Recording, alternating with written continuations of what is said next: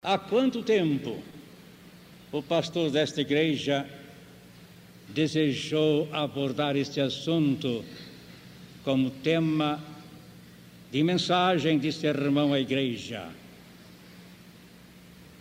E por quanto tempo encontrou dificuldades em formular uma mensagem adequada, útil, elucidativa sobre este assunto que tantas vezes deixa os crentes fazendo interrogações, quando não perplexos, diante de situações que parecem contraditórias, que tornam-se de difícil explicação, que dificilmente fazem sentido diante da certeza que temos da graça de Deus, de sua misericórdia e do seu governo sábio de todas as coisas.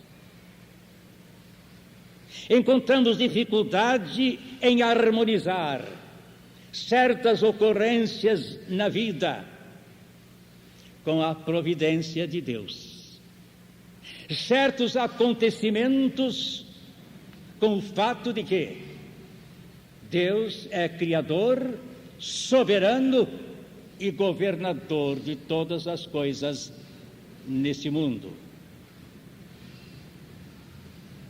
Encontramos dificuldade, por vezes, em equacionar situações pesadas, negativas, que trazem sofrimento, com o fato de que o nosso Pai Celestial é um Deus de amor, que vela por nós, porque nos ama e porque tem para nós propósitos superiores e sublimes. Um dos motivos, meus irmãos, do pastor demorar-se em abordar esse assunto do púlpito diretamente, é o fato de faltar-lhe, no seu exame do texto bíblico, aparentemente, um texto que explicitamente abordasse este assunto. Existe, e mais de um. Mas por alguma circunstância, talvez pelo seu método de estudo bíblico, de não encontrar ou não procurar texto para justificar um tema, mas um tema saído das entranhas do próprio texto bíblico, não se deparou com um texto tal. E no dia que o fez, abordou o tema, embora de raspão, em meditações de uma quarta-feira ao culto de oração da igreja. Esta parte inicial do primeiro capítulo da Epístola aos Filipenses. O apóstolo, grande apóstolo, está escrevendo da cidade de Roma. Ele está preso, meus prezados irmãos. Fora preso, fora julgado, recebera uma sentença relativamente leve, mas ainda permaneceria detido, aguardando um segundo julgamento. Escrevendo sobre esse fato, em outra parte, em outra epístola, ele disse que estivera com a cabeça na boca do leão, referindo-se ao imperador Nero. E não era fácil que alguém que em tais condições escapasse ileso. Ele tem a impressão de que a sua fidelidade a Jesus Cristo vai custar-lhe a própria vida. Agora, meus irmãos, convenhamos que o apóstolo tinha ânimo, fibra espiritual e moral suficiente para enfrentar uma provação dessa natureza, incólume, sem se abalar, sem estremecer, sem ceder um milímetro sequer ante o perigo e o inimigo. Mas não outros crentes, que tanto dependiam dele. As igrejas, muitas delas, se não a maioria delas, estabelecidas, organizadas por sua atividade missionária e apostólica. Igrejas que ele instruía e que instruíra.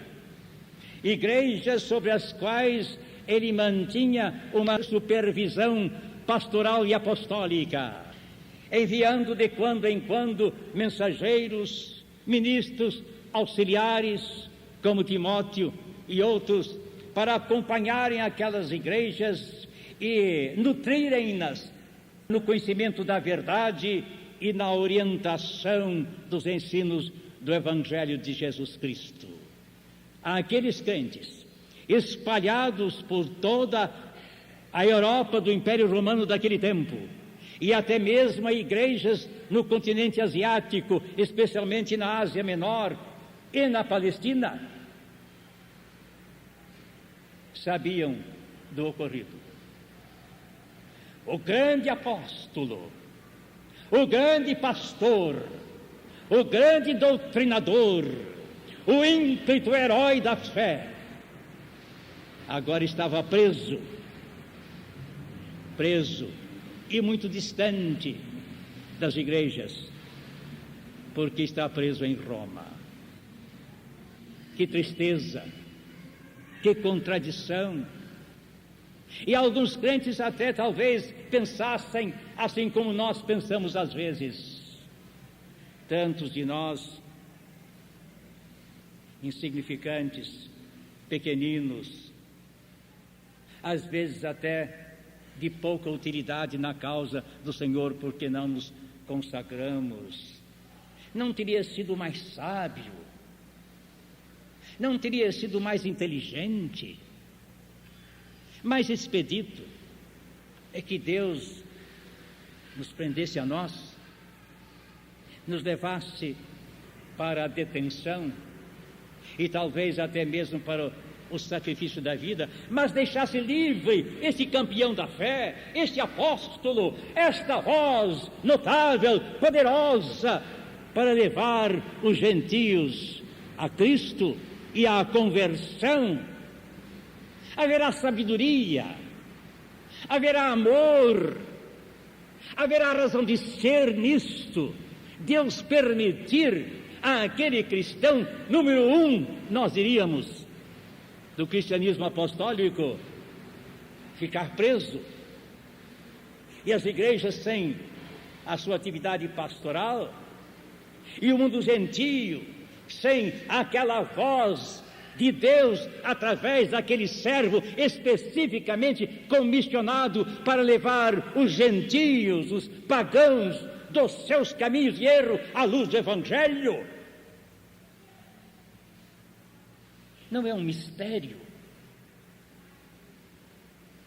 A explicação para isso?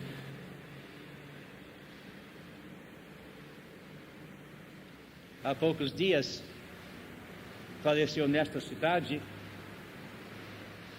o consagrado ministro do Evangelho, vítima de um acidente do tráfego. Foi atropelado e morreu.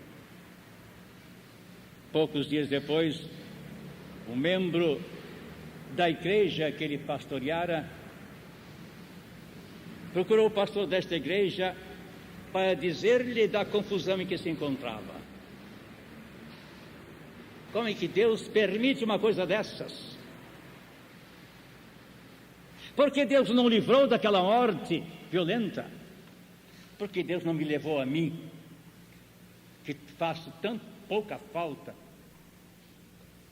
à igreja da qual sou membro, e permitiu que o anjo da morte ceifasse aquela vida tão necessária, tão útil, tão santificada, e eu ficasse aqui para que quase nada?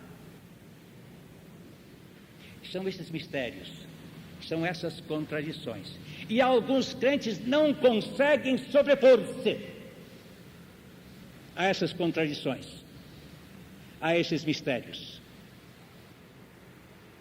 Conheço uma senhora crente que, revoltada com o falecimento do seu marido, também crente, decidiu que não mais compareceria à igreja,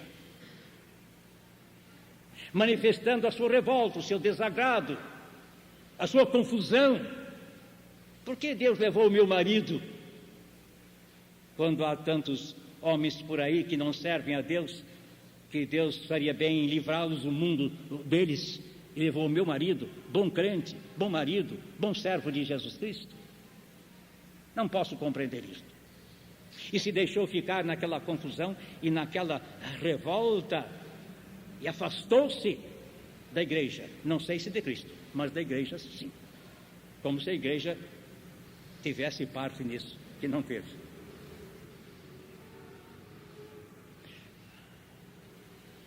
Porque crentes, amigos, profundamente fraternizados, amando-se com lídimo amor cristão, vem surgir entre eles algum impedimento, que aos poucos cresce e se torna em uma muralha de separação, liquidando o fervor de uma amizade, distanciando amigos, afastando-os daquela solidariedade espiritual tão doce, tão preciosa. É misterioso isto, é contraditório. Um dos primeiros missionários que da outra América aportou ao nosso país, anos passados, antes da vinda de W.B. Bagby para o Brasil, esteve aqui muito pouco tempo. Escreveu cartas muito animadoras para a junta que o enviara para aqui. Mas não ficou aqui senão poucos anos. 2 anos. Atingido por grave enfermidade, conseguiu voltar para a sua pátria e lá morreu. As pessoas que amam a obra missionária e sabem a maneira pela qual a obra de Deus se expande e se estende na face da terra, entristeceram-se com isso. Perguntaram, mas por quê? Deus vocaciona essa vida, o Espírito Santo unge esse coração com ardor e fervor e com penetração. Missionários, ele chega ao seu campo, mal chega, adoece e morre, e acabou-se aquele capítulo, que nem sequer consta dos anais da história da obra batista no Brasil, por tão breve que foi.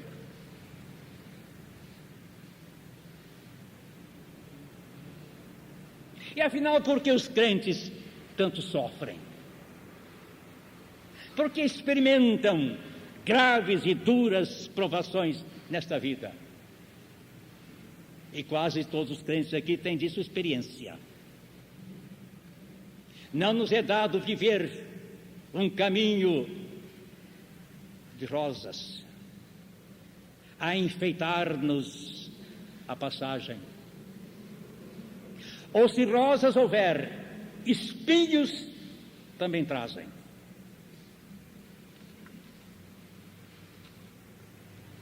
E os justos padecem, e os crentes sofrem, e os fiéis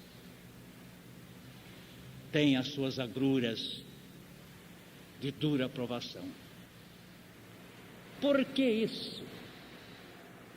São os mistérios, as contradições, porque segundo o nosso pensar, O caminho do justo deveria ser tranquilo, deveria ser risonho, feliz e sempre abençoado.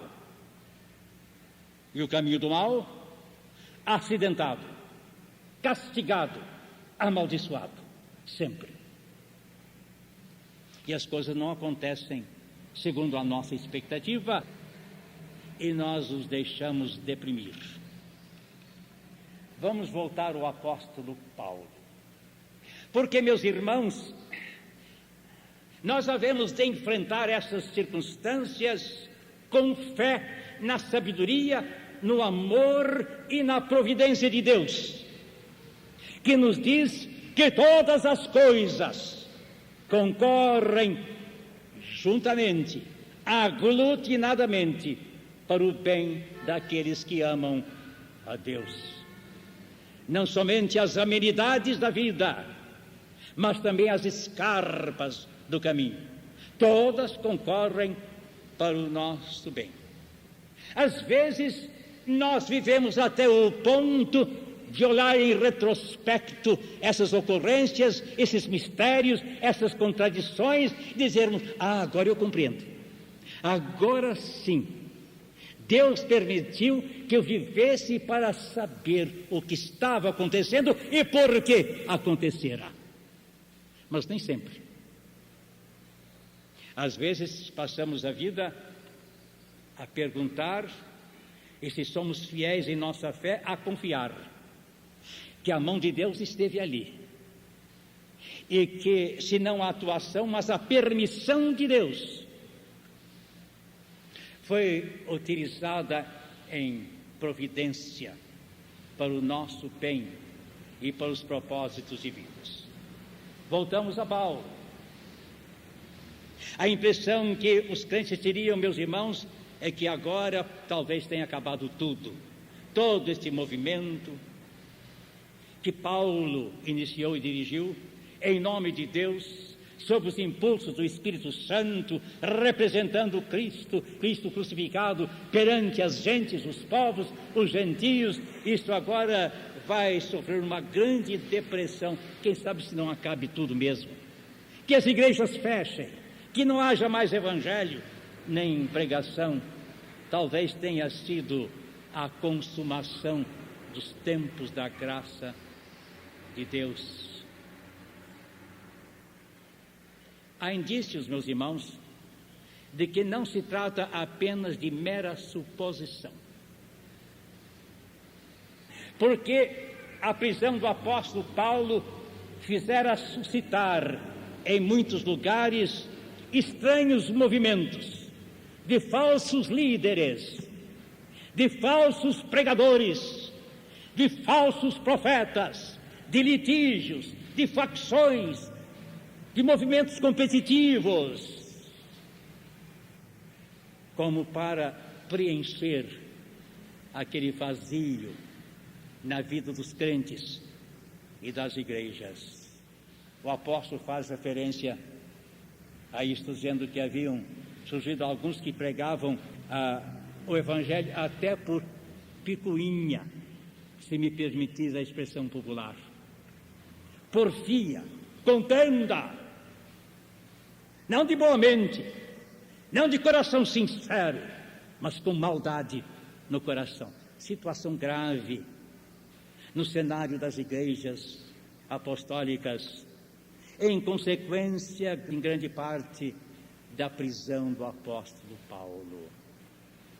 Estaria liquidado, não voltaria mais. Nero mandaria executá-lo como mandou. Entretanto, meus irmãos, antes de se consumar esse propósito nefasto,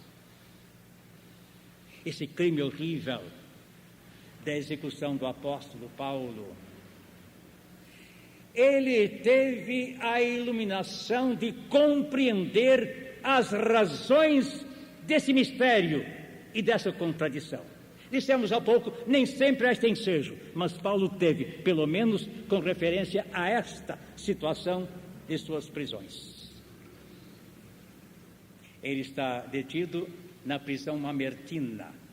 Alguns irmãos, talvez viajantes, já tenham visitado a famosa prisão Mamertina, que prisão não é um calabouço, um subsolo frio, úmido.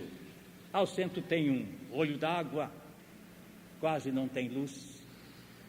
E lá estava aquele grande dínamo, aquele portento da obra apostólica, preso, aguardando o fim das coisas. Ele não está mais preso na sua própria residência, como dantes estivera. E ele resolve escrever para os crentes na cidade de Filipos. Filipos teria uma significação muito preciosa para o apóstolo Paulo, como teve uma significação muito relevante para a obra do Evangelho em continente europeu. Foi a primeira cidade que recebeu a mensagem do Evangelho em continente europeu. Foi o primeiro trabalho realizado pelo apóstolo Paulo no continente europeu, na cidade de Filipos, onde pregou à beira-rio e algumas mulheres se converteram. Foi início do trabalho. Dali, meus irmãos, surgiu aquele ímpeto extraordinário, aquele movimento incomparável da evangelização de todas aquelas regiões, pelo ministério missionário do grande apóstolo. Ele então resolve escrever para aqueles crentes em Filipos, tão ligados ao seu coração pastoral, e ele então escreve do fundo da masmorra da prisão mamertina essa epístola do regozijo. Regozijai-vos, outra vez digo regozijai-vos. Invencível, imbatível, aquele grande herói da fé. E ele inicia, meus irmãos, essa epístola explicando, desvendando o mistério que certamente pesava no espírito daqueles crentes, desfazendo, desmalhando as malhas daquela contradição tão pesada. E começa ele assim: quero que saibais, meus irmãos, que as minhas prisões concorreram para que o Senhor Jesus Cristo fosse testemunhado e tornado conhecido por toda a guarda pretoriana. O primeiro exército, sediado em Roma, sob comando direto da casa do imperador, guarda pretoriana. Todos tornaram-se conhecedores do Evangelho. Todos receberam o testemunho de Jesus Cristo através da prisão do apóstolo Paulo. Meus irmãos, só isso excedeu o sonho do grande pregador de um dia pregar na metrópole, a capital do Império Romano. Talvez outra oportunidade ele não tivesse para testemunhar diante de tantos corações, tantas almas, pelo fato dele ter sido preso. Obra de evangelização que se estende, que se aprofunda, que entra nas entranhas administrativas do grande Império Romano. Por quê e como?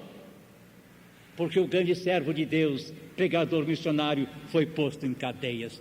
Que contradição e que resultado maravilhoso. E mais, quero também que saibais que muitos crentes cobraram ânimo com as minhas prisões e ousam falar abertamente do Evangelho. Foi um despertamento. Recebemos recentemente carta de um pastor que milita atrás da cortina de ferro em um país dominado pelo marxismo ateísta, em que ele relatava as inibições, as perseguições, as discriminações contra os crentes no seu país, e depois ele acrescentou isto: surpresa, Nunca, entretanto, as nossas igrejas estiveram tão fervorosas, os crentes tão unidos, e tanto empenho se desenvolvesse no sentido de levar a mensagem de Cristo aos que não têm a salvação. Há uma sabedoria no entendimento do povo, meus irmãos, que às vezes chega às raias de uma autêntica teologia. Todos vós já ouvistes o ditado: Deus escreve direito por linhas tortas. E Deus permitiu que o seu servo, que tanto desejava chegar à metrópole, e lá ocupar um púlpito, e lá postar-se uma tribuna e pregar aos romanos, permitiu que ele chegasse ali, mas em cadeias, e como prisioneiro, e como detento, ele fosse um meio, um instrumento de despertamento do espírito, do vigor espiritual dos crentes em nosso Senhor Jesus Cristo. Não há dúvida, meus irmãos. Não é tão estranho isto. Nós conhecemos circunstâncias e episódios em que crentes têm sido chamados para mais perto de Deus e para uma vida mais consagrada e mais espiritual e mais útil, pelo açoite de um grande sofrimento, de uma grande desdita e de uma grande contradição na vida. Então, vai sendo esclarecido o mistério. Paulo está preso, o evangelho é pregado a toda a guarda pretoriana, a todo o primeiro exército em Roma, os crentes cobram ânimo, pregam o evangelho, tornam-se mais fiéis no seu evangelho, no seu testemunho. E ainda outra circunstância que o apóstolo menciona também: uma certa purificação, uma certa operação peneira entre os crentes. Porfias, pregação de fingimento, testemunho negativo. E o apóstolo Paulo diz: mas é bom que isso aconteça. É bom para que os autênticos valores espirituais cristãos apareçam e se manifestem.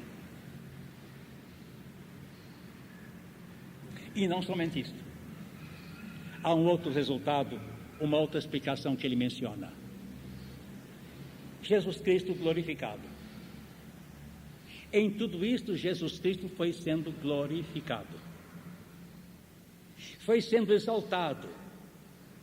A sua atuação, o seu poder, a sua luz na vida daquele detento tornou-se assunto de comentário, não somente em Roma, porém até nas províncias, onde iam chegando as notícias, inclusive através das próprias epístolas, pelo menos 3 delas escritas pelo apóstolo Paulo, quando seu aprisionamento na cidade de Roma. Ele está dando testemunho da bênção que aquilo foi, do que significa para a causa de Jesus Cristo. E ele, como detento, ali realizou uma obra que não seria realizada estivesse ele no gozo de completa liberdade.